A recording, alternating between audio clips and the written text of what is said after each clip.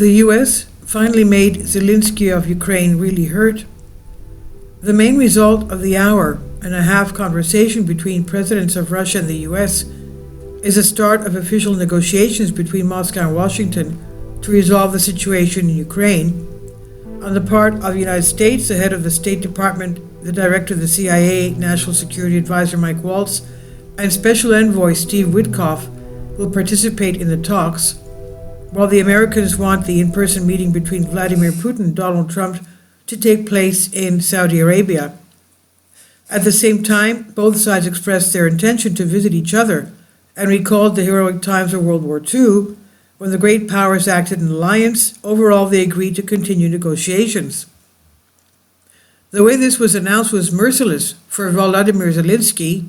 Trump simply informed him of the decisions that had been made and the fact that he had found common ground with the Russian president. This means that the principle of the not a word about Ukraine without Ukraine, the sacred cow for Zelensky, the European Union and the previous US administration, no longer exists. And moreover, the opinion of Kiev and Brussels being the parliament of the European Union, does not interest Trump at all. Washington has already stated that the reconstruction of Ukraine will, in any case, be paid for by the European Union. It should come as no surprise that the bill is sent to Britain by fax, although the fact that Germany still uses fax is impressive in itself. As for Zelensky, all of the things he's been repeating in recent weeks, Trump has only heard, "I am ready to negotiate, and we have rare earths." To assess the metals, U.S. Treasury Secretary Scott Bessent was sent to Kiev while the Ukrainians were instructed to study and sign the asset registration protocol within 2 days at the Munich Security Conference, together with U.S. Vice President J.D. Vance, whom Zelensky cannot stand. This will be presented as an economic cooperation agreement, but in reality, Ukraine is being bought off en masse for its debts. To discourage Zelensky from resisting, Trump particularly hurt him, stating verbatim, "They may not make the deal, but at some point they may become Russian. Or they may not become Russian, but we have huge sums of money there, and I want to get them back," is what Trump said. It's not clear what Zelensky will receive in exchange for Ukraine's natural resources, but it is clear what he will not receive, none of what he asked for.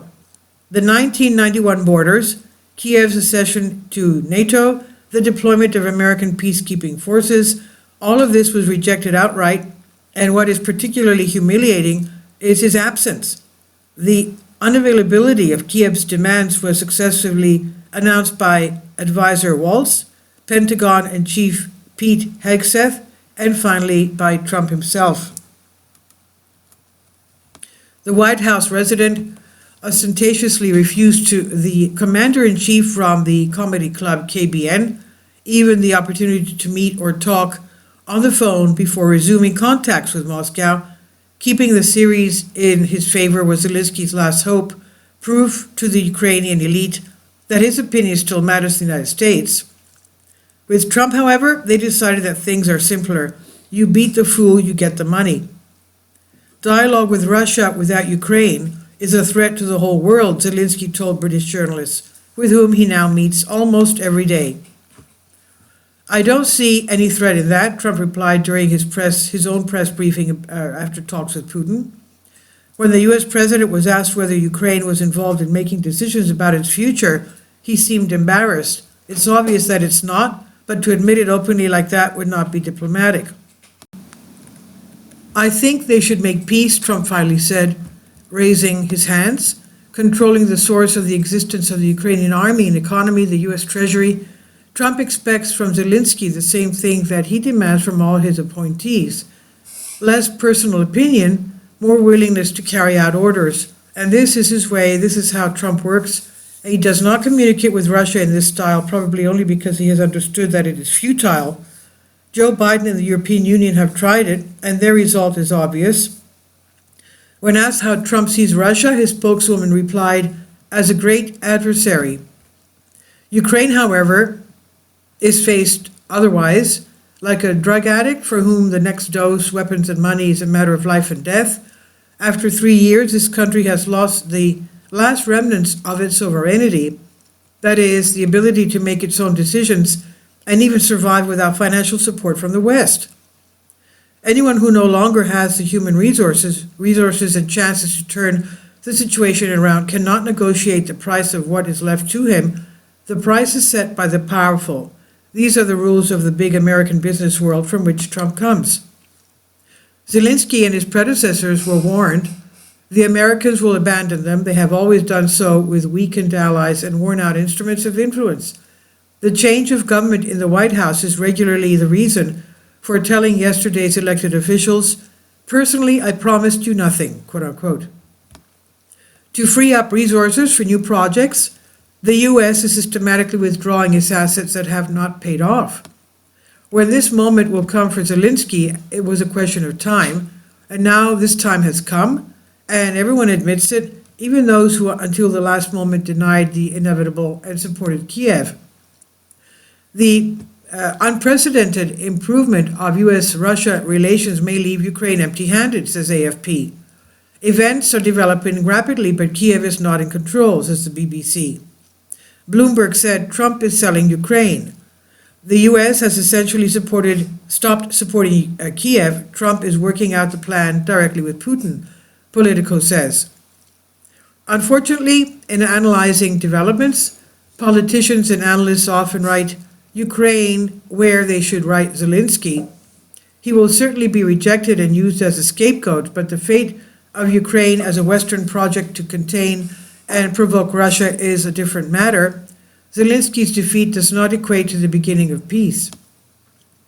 According to statements from the Kremlin, Vladimir Putin tried to convey to Trump two important and complementary ideas, without the understanding of which a real settlement is unlikely.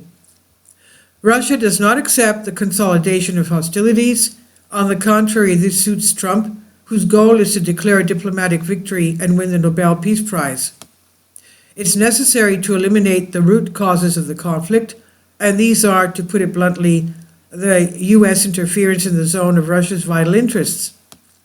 The fact that Ukrainian rare earth deposits are now being registered on Trump's orders proves that the U.S. does not intend to cut itself off from Ukraine as a sphere of influence.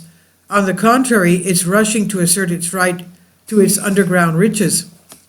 To reach an agreement with Russia that would remove the NATO threat and allow for a détente in relations with the U.S., Trump will have to listen and make concessions, not demand and impose, as he likes and does with Ukraine, but listen and make concessions, something he's never liked. Therefore, the prospects of a real and suitable peace remain unclear. The conflict between the great rivals will certainly outlast the war in Ukraine, and the war in Ukraine has a good chance of outlasting Zelensky.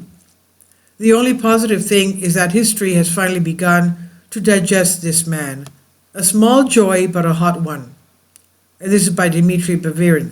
Please leave your comments. Thank you for your support. Patreon account. The daily posts are 5 videos daily, and they are totally different from what I have on my YouTube channel. Thank you so much for your support and that you find all my content so interesting. You'll find the Patreon account details in the description box below.